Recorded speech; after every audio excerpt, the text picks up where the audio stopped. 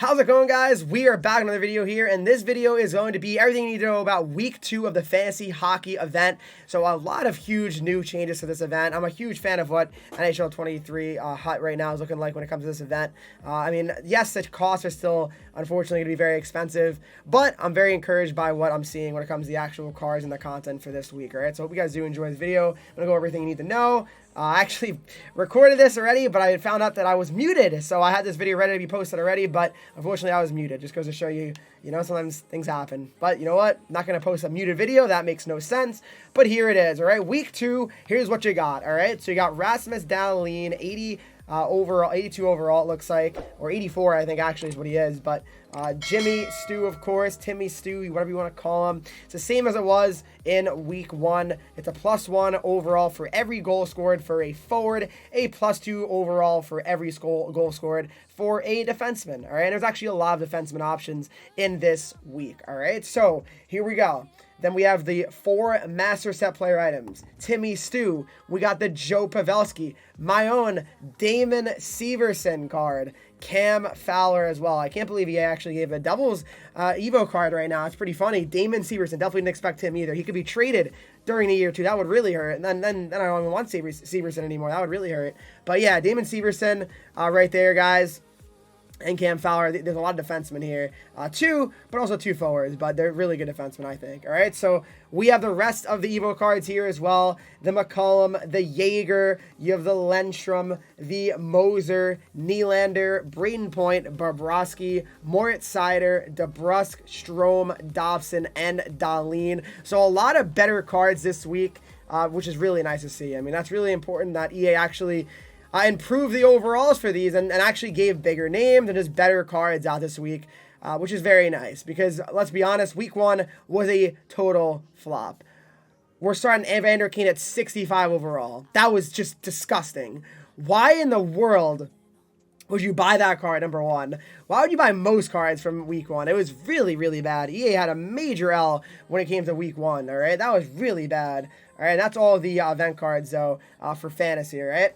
But now let's get into some other things. The objectives are the same. We still have the prospect one, which we saw all of the options now in that, which is nice to see. So I'll definitely go over that when I'm in the my collection section here. But there you go.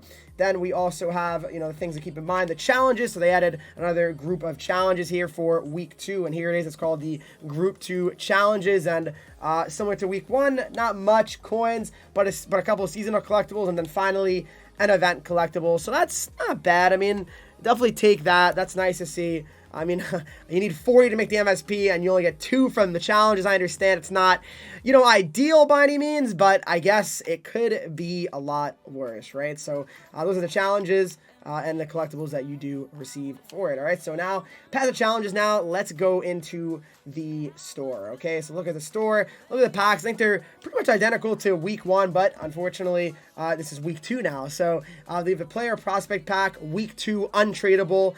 This one is going to be just the prospects from week 2. So like the Capo Caco is in this as well. You have the Kalen Addison also in this. All right. So you have a couple guys that are in there that are pretty decent. All right.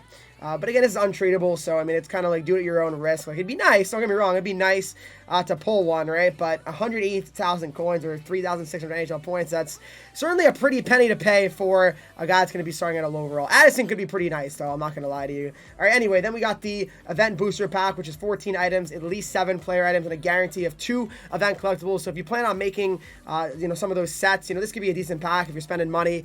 You get 2 event collectibles, which is, again, not a lot, but it's better than nothing, right? And you also have the breakout player pack, which is 30 items with a guarantee of at least 381 overall player items, 60,000 coins or 1,200 NHL points. Then you also have the fantasy hockey starter pack, week 2. It's 17 items, including a power up collectible and a guaranteed 82 overall player item, untradeable. That is as well. Then you also have, last but not least, the utility pack, which is 20 items, at least 8 player items, and a guarantee of an 80+ overall item. And then these other packs are just kind of like just the daily packs that EA tends to release. So I mean, packs I don't always recommend. I guess, I'm not going to lie, the green ones were pretty decent from what I was seeing. People were pulling a lot of good ones in these packs. So, I mean, I guess this could be the one potentially. But, yeah, there you go, guys. All right, so that's it for the packs. But now let's go into the sets, and let's look at the sets to see if they're a little bit different, which a couple of sets are, but generally it is very similar to week number 1. All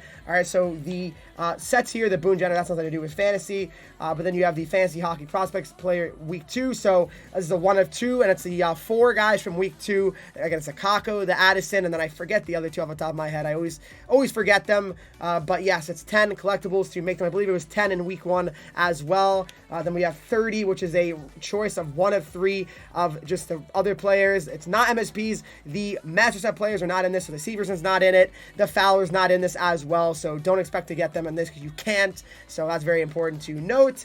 And then if you want, you can actually trade in 1 collectible for 2 players packs, which is okay. It's not horrible, I guess. Then you could also trade in 1 for an NHL players pack. I'm not sure how many times you can actually do this, repeat this, but honestly, pretty decent. I'll give EA credit. It's actually pretty decent. So there you go, guys. All right. So then we also have the Timmy Stu, the Joe Pavelski, the Damon Severson, and the Cam Fowler sets, which again, same as week 1, it will cost 40 event collectibles, which is certainly a lot. Let's not play games. We all know that is a lot. And then the collectible sets will remain identical as well. 35 just gold players, 25 80 pluses, 20 81 pluses, 16 82 pluses, 4 83 pluses.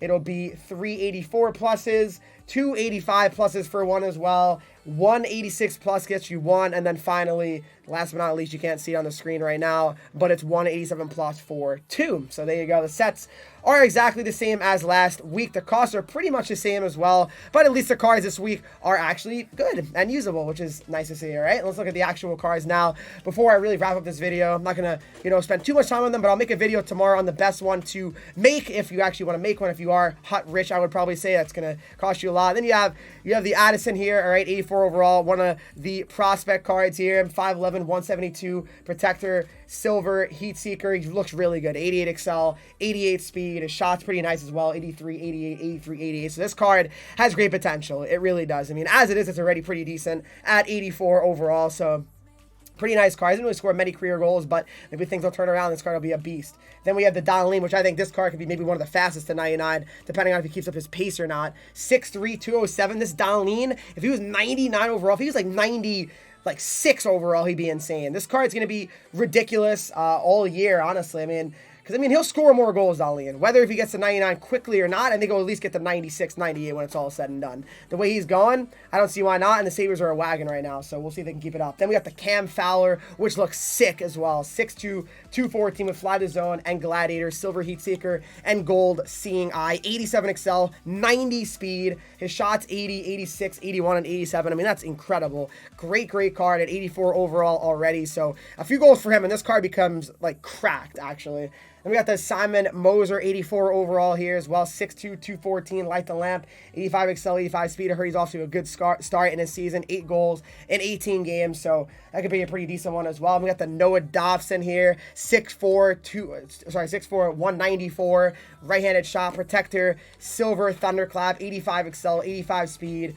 Average shot, nothing crazy. But again, Dobson has great potential. He's awesome in real life. Islanders are playing pretty well. I could see him going up a lot. And we also have the Moritz Seider. Thrash gets this guy. Red Wings fans are pumped. 6'4", 205. Seider could be another beast card as well. He's got Thief and Silver back at ya. So Seider could be a really good option as well. I like Seider already. Fabro is one of the prospect guys here as well. 82 overall Fabro right there. 87 excel and 87 speed. Thief has got Silver shut down here.